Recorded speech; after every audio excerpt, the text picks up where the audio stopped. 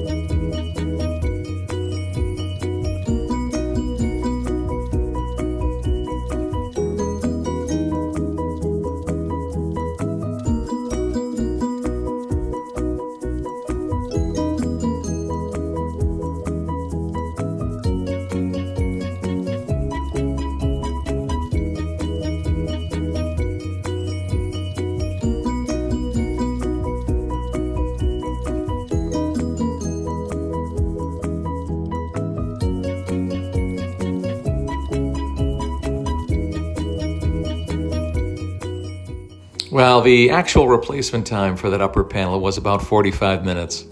Now we need the painters. Thanks for watching, everyone.